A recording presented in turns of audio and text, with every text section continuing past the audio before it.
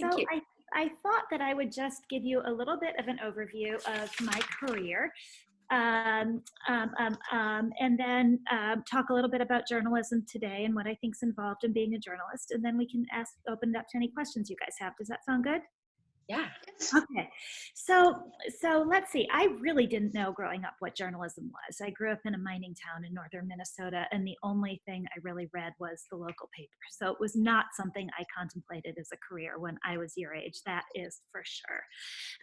Even when I went to college, I double majored in English and math, and frankly, always thought that I would go on to get a PhD in math. And that was kind of my career plan. And I discovered partway through, if I had one at all, and I discovered partway through my math major that I really actually wasn't very good at math. I hit the proverbial black wall where all of a sudden what had been easy for me became very hard. And so I picked up an English major as well. But I didn't work for my high school paper. I didn't work for my college paper. Journalism wasn't something that was top of mind for me. And I ended up after college going to work in banking, actually, not because I had always wanted to be a banker, but just because I frankly didn't know what else to do. And it seemed like an excuse to go and live in New York. After 3 years of that, I decided somewhat randomly that I had always wanted to be a journalist, and that business journalism would be the perfect place for me to combine my English major and my math skills. But I really didn't know what I was getting into. It was more of an idea than it was an informed choice. Back in those days, the big magazines hired people as fact checkers. So you could get a job reading somebody else's piece and checking it to say, is this right or is this wrong? And I actually think that fact checking is a really valuable experience, and probably all the more so today because you guys are pretty aware of the problems with fake news, right? Just the number of things out there that aren't true that you read, and it turns out the person had a bias or the facts aren't even right. And so learning how to read something and say, is this true or not, is actually a pretty valuable skill. And even, I'll confess this, even at 24, 25, when I started in journalism, I still thought that if something was written in black and white on a page or on a screen, that it must be right. After all, someone else had put it into words. And it was pretty shocking to me to learn that it wasn't necessarily right. And it's kind of fun to think that you can bring your own mind to a piece of writing and say, is this true or not? What do I think about this? You don't have to take information as it's given to you. Anyway, so when I started working in journalism, I was very quickly told that I wasn't that good at it. People said to me, well, you can't write. And I like to blame that on my years of working in banking. But I definitely had to learn to write. But I'm going to come back to that in a minute. But I had a big career break while I was at Fortune. I ended up writing about a company called Enron, which went bankrupt and became this big scandal, and helped my career. And I ended up working at Vanity Fair after that, which is a magazine where we do long stories. It's what's known as long form journalism. So you find an important topic and you write a really big, long piece about it. And that's where I've worked for the past, 12 years. And I'm happy there, and I find journalism a really great career for me. But I think the biggest thing that I've thought about that might be, as I was thinking about what I would tell you guys, and that might be helpful for you, is that I think journalists are made, not born. You don't have to be, you're not born with the skills to be a journalist and then you can either do it or not. You can make yourself into a journalist if that's what's interesting to you and what you want to do. And I thought about this recently because I took my kids, who are about your ages, to the Grand Canyon. And we learned from the tour guide at the Grand Canyon that even the Grand Canyon, which is one of the wonders of the world, is still getting deeper every year by the width of a piece of paper. And I thought, well, if even the Grand Canyon is still making itself every day, then there's no reason that we can't make ourselves every day too. So the biggest requirement to be a journalist is that you're really curious. You have to be interested in things. You have to want to figure things out and care and be curious. And you can cultivate your curiosity. But curious is something that we all are. You just have to open your mind to it and just let yourself be curious. And once you do that, you have the most basic and important skill that's necessary to be a journalist. So one of the things involved in journalism is being able to ask a lot of questions, finding people you want to talk to, and then being able to ask them questions. But that's not something, I wasn't really born with that skill. When I was your age, I was actually pretty terrified of opening my mouth. I was the kid who was far more likely to sit in the back of the room in class and never say anything, because I felt like it was a little bit frightening to raise my hand and ask questions. I also didn't particularly love confrontation. I didn't like having to challenge someone and having to say, I don't think what you just told me is true. And these are things that you have to do as a journalist. The good news is that by doing this as a career, I've learned to do both those things. I've become a lot less afraid to ask questions, and I've become a lot better at saying to someone, I don't understand what you're saying, or I don't think this makes sense. So these are traits that you can practice. I still remember one of my first editor when I was at Fortune. I was working on a very tough story, and I was fact checking it. And so I had to be the person who called people and said, well, is this true? Is this not true? This is what we're going to print. And I said to this editor, I don't think I'm cut out to be a journalist, because I really don't like doing this. I find having to pick up the phone and make these calls a little bit scary. And you can see my daughter, who is about your age, crawling around in the background there. So anyway, she's listening too, maybe. And this editor said to me, Bethany, the key question isn't whether you like to do this or not. It's whether you understand that it's an important part of your job and whether you do it. And I thought, oh, that's really interesting. I don't have to feel like this is easy or this is something I love to do. I just actually have to know that it's the right thing to do and be willing to do that. I did growing up. I love to read. I love books. I love language. And, I guess that's important too. You have to love those things if you're gonna write for a living. But the good news is that I wasn't a naturally great writer, at least not a naturally great journalist. And so writing is something that you can learn too. In fact, I remember an early editor basically saying to me, you're never going to get this writing thing down. And I said, oh, I will. just give me time. But one of the interesting things in storytelling is that you have to learn what facts are important and how to let go of some facts while highlighting others.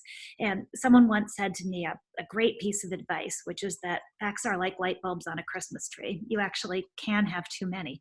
You can put so many facts into what you're trying to tell somebody that you lose the story. They get drowned in the deluge of facts, and they can't find what it is that you're trying to convey.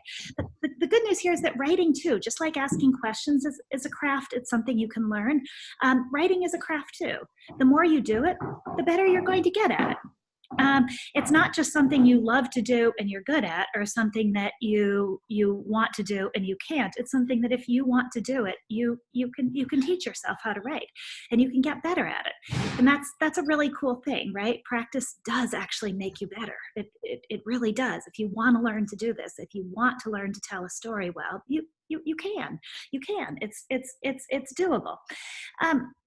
I think when it comes to asking questions, the most important thing is to learn to see what you don't understand. So many of us in school and in life, we're taught to pretend that we understand things when we don't. And a lot of times you'd be shocked by how many times adults pretend to understand things when they really don't. That's what actually explains a lot of the corporate scandals in our world. When big companies go bankrupt, it's because all the adults around them pretended that they understood what the company was doing, and they really didn't. And they just forgot how to ask questions. They forgot how to say, this doesn't make sense to me. Can you explain it to me? My story about this company called Enron that ended up making my career began when somebody said to me, how does Enron make its money? And you'd think that with a business, in the business world, everyone would know the answer to that question, right? How does this company make its money? It turned out no one actually did.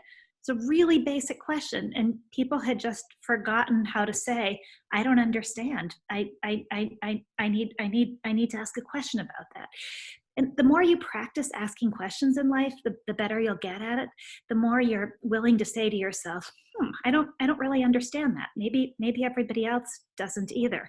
And the more you ask, the more practice you'll get at hearing something and saying to yourself, I don't totally understand that. I think the good news about practicing these things, about starting to practice asking questions and starting to practice how to write, is that no matter what you end up doing in life, these will be really, really useful skills. You don't have to end up being a journalist to find this really helpful and useful. No matter what you end up doing as a job, being able to ask questions, being able to talk to people and hear their answers, and being able to convey either in written form or in a documentary or however you choose to convey it, what you've heard are all really important skills. So I guess I'd say that if you have any interest in this, just start practicing now. Start asking questions. Ask the adults in your life questions. Always think when you're listening to a conversation, what can I ask? What did I not understand, or what about this provoked my curiosity? What about this would I like to know more about?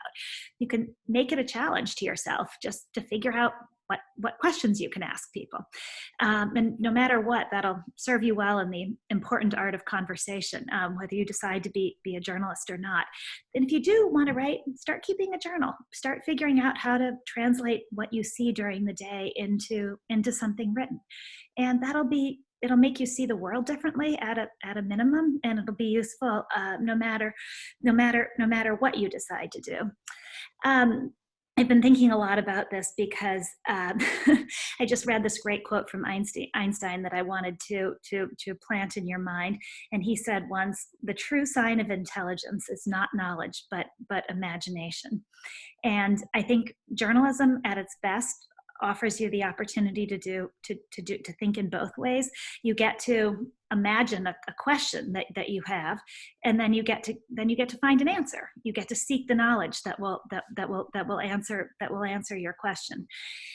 So let's see, what do I do today? I'm still a writer at Vanity Fair. So I work on long stories, generally like upwards of 5,000 words, which is a lot. I work on books, but I'm pretty much freelance, which means I don't have a boss. I'm my own boss, so I figure out each day how I'm going to spend my time and how I'm going to get my work done. That it works well for my personality type. I have a lot of freedom. Each day is really different, not so much in our time of coronavirus. Each day looks pretty much the same, but in my normal life, each day is pretty different. Some days I may be traveling somewhere to give a speech. Some days I may be going on TV to talk about something I've written. Some days I may be sitting at my computer by myself trying to write all day. Other days I may be going to interview people, or I may be on the phone making calls all day, or I may be reading research on a topic that I'm really interested in, or I may be sort of casting about, trying to figure out what it is that I should be working on next. Journalism right now is in a little bit of a uncertain state. The rise of companies like Google and Facebook has taken a lot of advertising money that used to fund newspapers and magazines and taken it elsewhere. So the journalism world is in a state of upheaval, and it's not really clear to me what it's going to look like by the time you guys are getting out of school.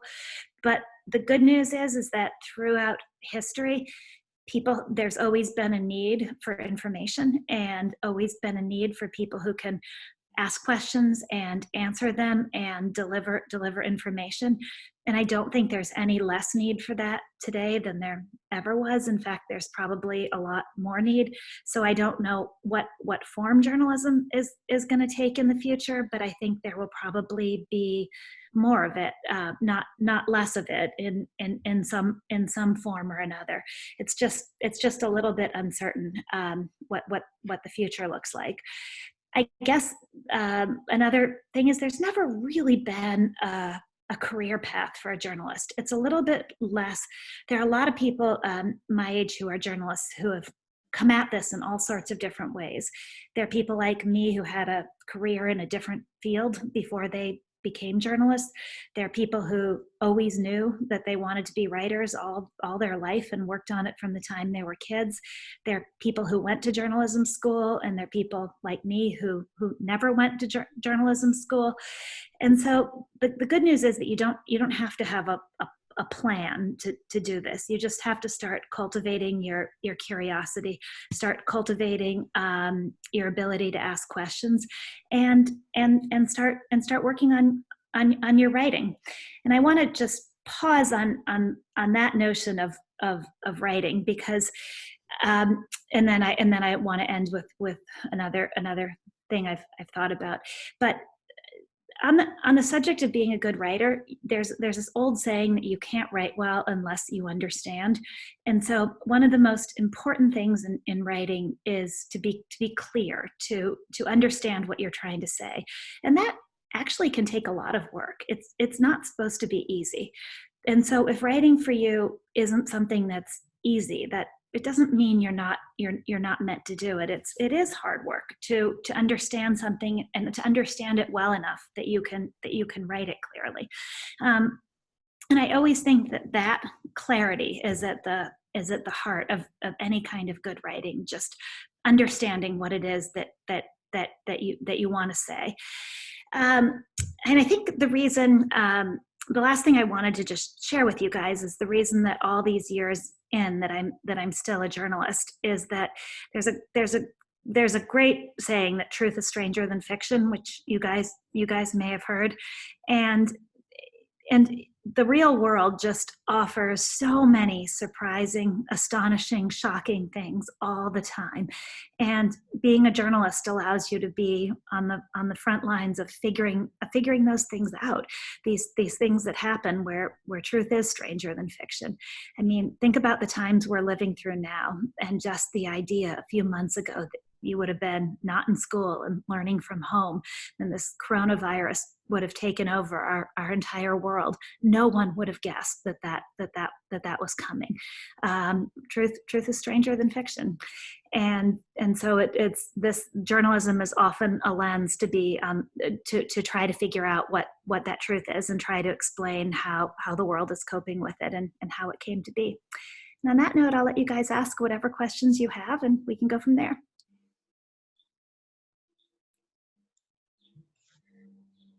What do you like writing about? That's a great question. What do I like writing about? I like writing about almost, my interests are pretty broad. So and that's almost a struggle for me because I'm interested in too much. So you can give me an idea and I will want to work on it and want to figure it out. So my problem is more one of narrowing down than it is of finding things I might be interested in. In general, I've made a career out of writing about business. So I write about the economy and about big companies doing bad things, usually about scandals. And I think what I like the most about this sort of writing is that it's really about people at the end of it all. It's about people doing good things or people making mistakes, and when people have made mistakes, I like to try to figure out why that is, because it's usually not as simple as a bad person doing a bad thing. It's usually more a story of people losing their way, people talking themselves into believing that something is good when it's actually bad. And so I like to try to figure out how it is that things have gone wrong, and that otherwise good people have ended up in bad situations.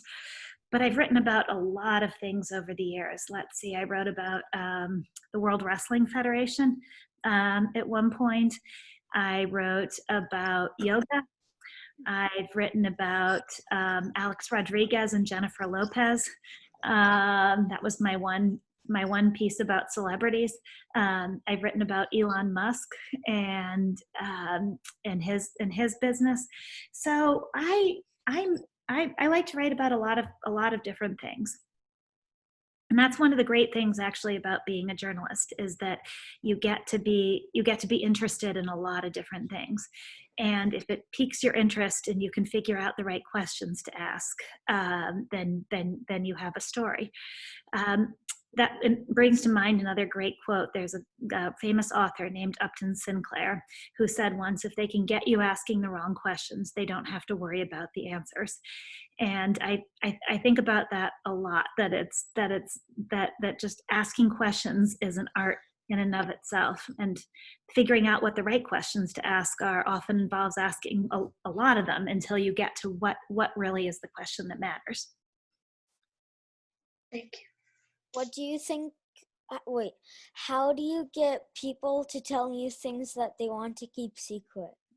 That is a wonderful question, and it is right at the heart of journalism. So I believe that most of the time you can get people to tell you things just by being interested.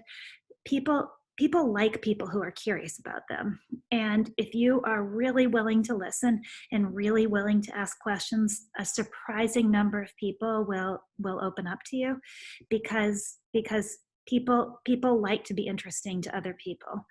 And it's amazing how far the ability just to ask questions and I should talk about this, and to be able to listen to the answers, to really pay attention to what the person tells you, just how much that will make you stand out, and how much that will make people be willing to talk to you. Sometimes it's harder than that, because not everybody wants to talk to you. Sometimes people who don't want to talk to you initially will, once you've learned enough, to be a little bit dangerous. So sometimes people who say no initially, when I ask to talk to them, once I call back and say, well, I've learned this and I've learned that and I've learned this, and how do you feel about this? They'll say, uh-oh, I guess I better talk to her. So there's always part of journalism is also perseverance. A lot of things don't come easily.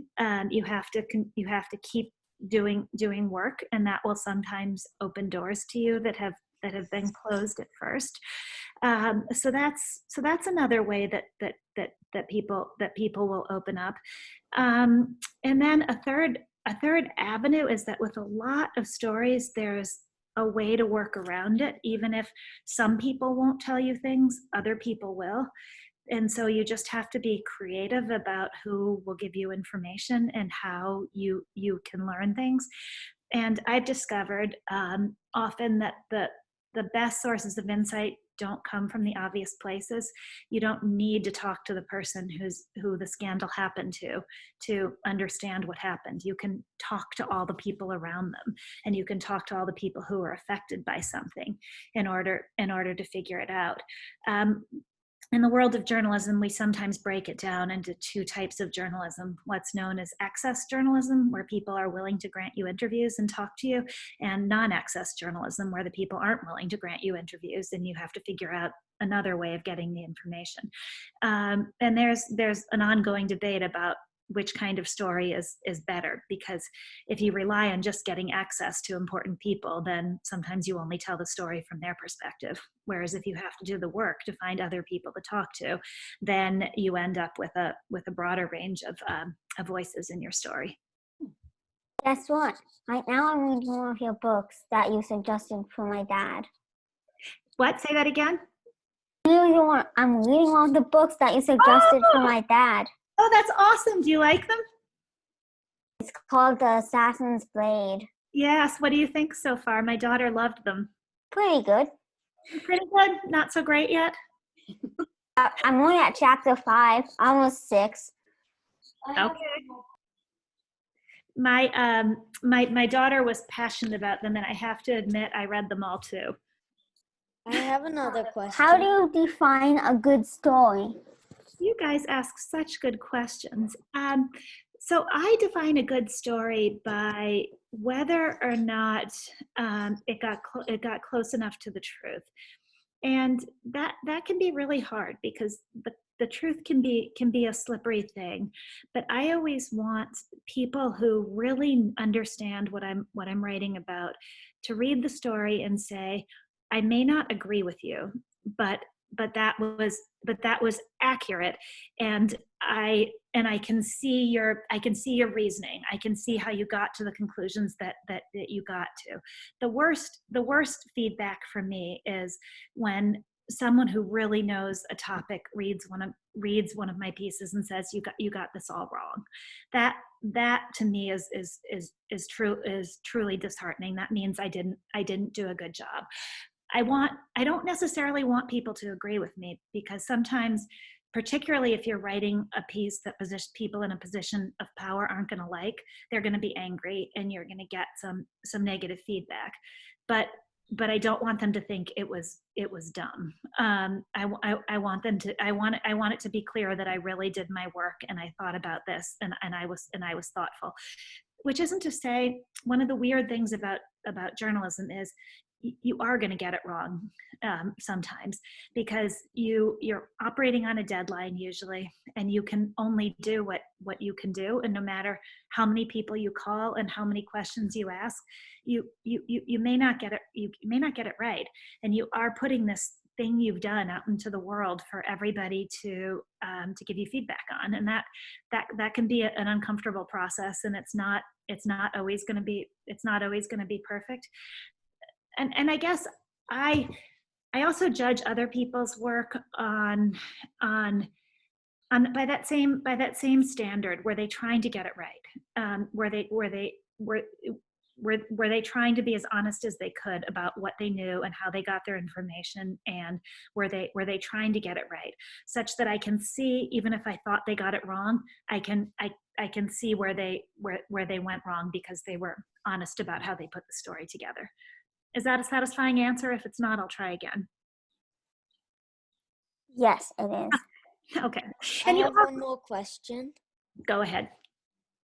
What do you think of Elon Musk? So I think that he is, like all of us, a flawed human being. I think that he is a visionary and a genius in some ways, and I think that he is a bit of a fraud in other ways. So I think that it's indisputable that he has changed the world with what he's done with Tesla, with SpaceX. The sheer range of the companies he started, and the staggering size of his ambition for them is, you need people like Elon Musk in the world, because if you didn't have these larger than life characters, history would never change. The world would stand still. But I think that he lies on occasion, and he's a bully. He attacks people when he shouldn't. And it's unclear to me right now that he's gonna succeed at the end of it all. So I think he's a mixture, like most of us. His contrasts are greater than a lot of us. A lot of our contrasts are quiet and small. His are big and grand. The idea that somebody can be a brilliant genius and at the same time being a lying bully is kind of strange, right? And for those characteristics to exist in one person is pretty interesting. Most of us aren't that extreme. We may not be so brilliant, but we probably don't lie on a big scale either, right? So I find him a totally fascinating character, and he's really interesting to watch. And part of me hopes he succeeds, because we need people who dream like that, and who do big things. And part of me doesn't like him because he is a bully and a liar. Thanks. Okay. You guys asked great questions. It was really fun to do this with you. I hope that you're enjoying yourself, and you do have to let me know how you like these books. My daughter and I love them. And if you guys have reading suggestions for us too, let me know. I actually have one last question. Oh, yeah. If it's okay. Sure.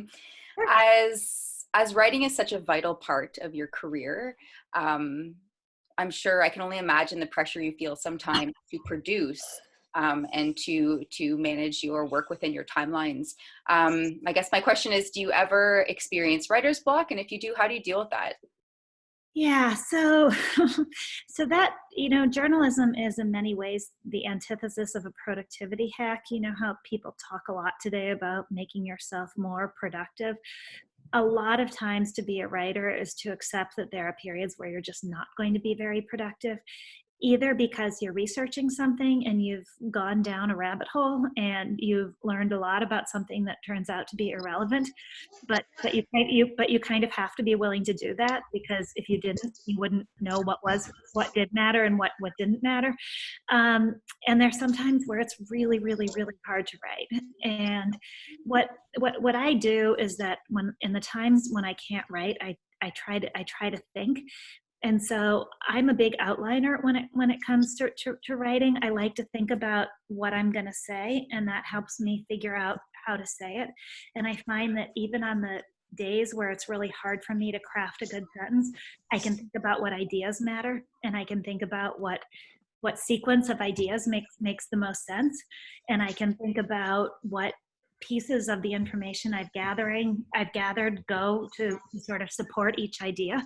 And so I can at least work on my outline, or I can find a place where I know I don't understand something and I can make a few more calls around that.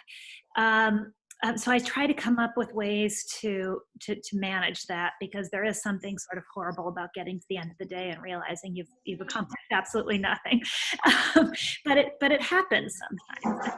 That it's part of I think it's part of the frustration of any career like this, that there are these days where, and I'm still learning how to grant myself that. I'm still learning how to give myself that space and forgiveness and say, okay, this was a bad day, or this was a bad week. And then if you have too many of those, you have to start to say, something's going wrong here. What do I need to change about either the piece I'm working on or my process in order to fix this? But it's also I think journalism is just the opposite. It's one of the things that keeps it so interesting, is that you never master it, because some stories are easy. They're easy to figure out. They're easy to write. And you think, oh, I've gotten good at this. And then another story comes along and it's really hard. Nobody wants to talk to you. And it's really hard to figure out how to tell the story. And you think, I'm terrible at this. And so I guess in the best of ways, it keeps you really humble. I have a book recommendation for you. Me as well. Okay, good. Tell me. I'm going to write them down. The Percy Jackson series. Oh, you know what? I'm going to try again. I have tried with my girls to get them interested. And for some reason, they haven't quite clicked, and I don't know why. I have another book recommendation. The Graveyard Book. Trust me, you'll want to try again. Okay. And if you get through one book, they might get interested and want to keep on going through the 5 books and then go on to the next series. Okay. Of 5 books. The Graveyard Book's another good book. Called The Heroes of Olympus. The great. And then after that, they can go on to Trials and Fall. I have another book recommendation. Okay. Alone Among Spies. Alone Among Spies. Okay. I'm writing that down, and I have another book recommendation. Okay. Spy School. Spy School. Okay. Wait, how old are they? My older daughter is 10. She's turning 11 in June, and my younger one just turned 9. So they are in 5th grade and 3rd grade. That's similar to you guys, right? Yeah. So if they've seen or read some intense books, like if they've seen some intense movies or read some intense books, maybe The Hunger Games. They've both read all the Hunger Games, and we've watched all the movies. They even play Hunger Games. Perhaps I shouldn't confess that, but they do. Have you guys? The Scholastic Games. I read all the Hunger Games books in a week.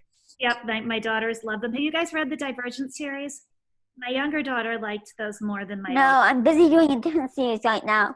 older. I don't like multitasking with series. But I do sometimes. If I can't find the book for the next book in the series, I just start a new series until I find the book or get it Yeah, or skip it. yeah, I totally understand that. So sometimes I do multitask, and Yeah. sometimes I even do 3 series. That's yeah. And then there are other things where you start reading it and you don't want to read anything else. You only want to read the series that you're on right now. But try Divergent. Maybe you might like it once you get there. It's pretty hard. Once I start multiple series, it's pretty hard for me to decide which one to continue reading. Yeah, I get that, and yeah, I I'll understand. usually finish the series that I started first. At my age, sometimes too, when you read multiple series, you get confused about which belongs in which one. But you guys don't have to worry about that yet. Anyway, we'll keep them coming. I'll ask my daughter what else she really liked, because she's on to something else. It's something about some sort of moon snatcher series or something. I don't know, but I will ask her and find out for you. And let me know what else you guys like. And thank you. Thank you so much. This was awesome. You too. Have a great day. Bye, you guys. Bye. Bye.